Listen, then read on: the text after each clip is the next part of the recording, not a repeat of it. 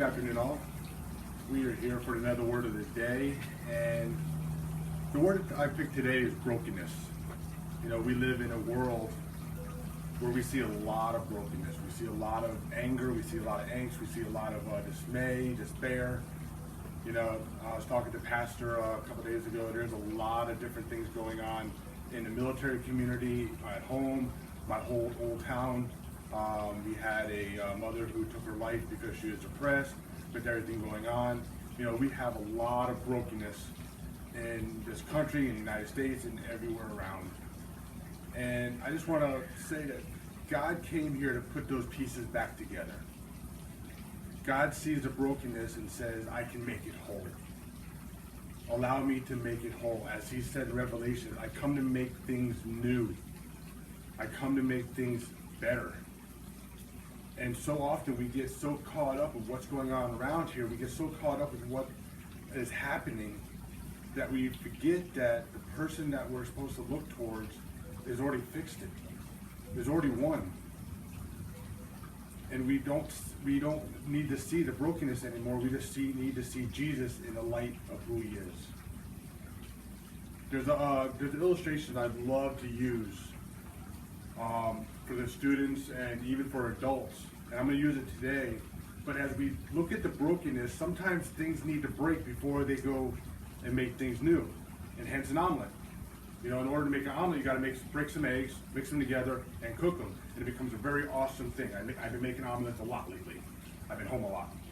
But as we're going through things, sometimes we need to break things in order to make light of things. And a good example of that are a glow stick.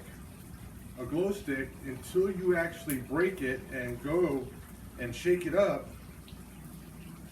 and then it glows.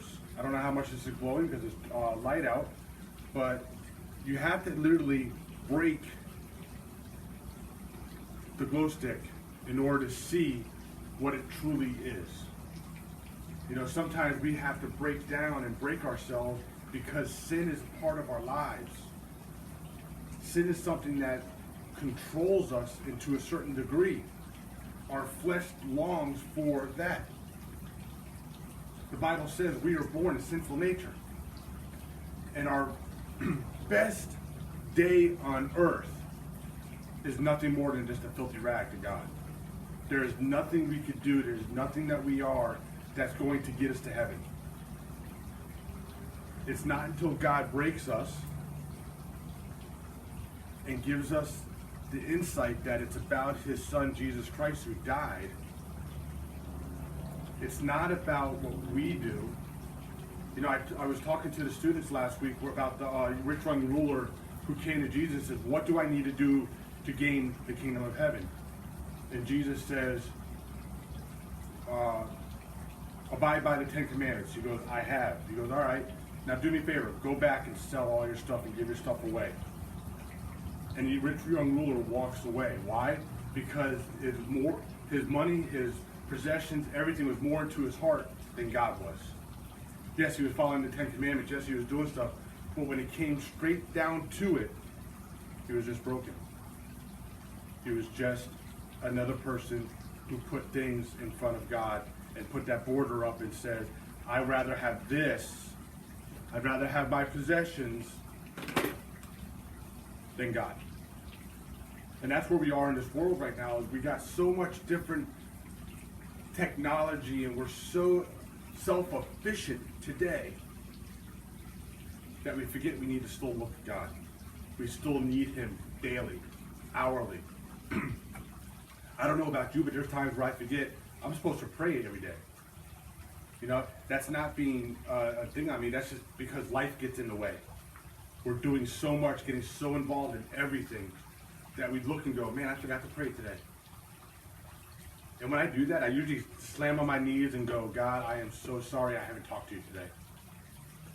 Because without that conversation, it's kind of hard to get through my day. I need that conversation daily. I need to remember that my good deeds will never amount to nothing. It's awesome that I do it. It's awesome that we get to do it and be a part of somebody's life and show awesomeness to people and to walk next to somebody and say, I'm with you and I'm going to encourage you and I'm going to do all that. But that doesn't get me very far. It gets me liked, it gets me praise, but at the end of the day, if I don't have Jesus here in my heart, if I don't have Jesus in my every being, it doesn't matter. I said this to Ron Williams the other day. I was sitting there talking to Ron Williams and my wife, and God given me a gift where I can take almost anything and turn it into a sermon. It's awesome, it's great. Kind of like the glow stick.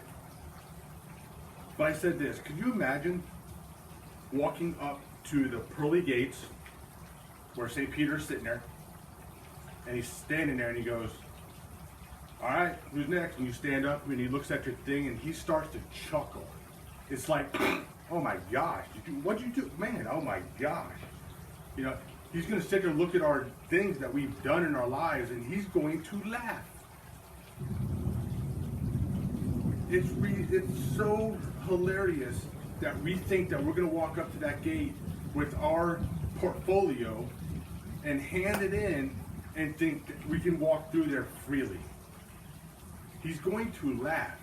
And while he's laughing, you're going to have this awesome vision of Christ coming alongside you, putting his arms around you and saying, I got him. He's with me. And he walks you in. You know, it's kind of like that exclusive nightclub that has the velvet red robes. And you're standing outside going, man, I wish I could get in there. I want to see what's on the other side of that door. And then somebody who is a very exclusive member walks up and puts his arm around and goes, you're with me. That's Jesus in the heaven. You know, when you're standing in front of Peter, even though you're broken, even though your portfolio is wrapped with just crud, and some nice, but mostly crud, you have somebody who puts his arm around you, looks at you, and says, I got him. He's with me. That's what Jesus has done for us when he died on the cross. That's what Jesus has done for us when he did all the phenomenal things walking this earth and making us whole. I love that depiction of just having him wrap his arms around you and saying, I got you. Now my question is, have you made that decision? Have you made that declaration of, I'm going to follow Jesus? And know for 100% sure that he's going to wrap his arms around you and say, I got you. Guys, it's been awesome. I'm looking forward to this weekend with worship. We got the last drive-in service this week. And we have online on 8:30 and 9:30, 8:30 and 11. I'm sorry. And you also have a 9:45 call-in prayer meeting where you can talk to a pastor and give out your prayers and have a prayer time. Guys, I'm praying for you.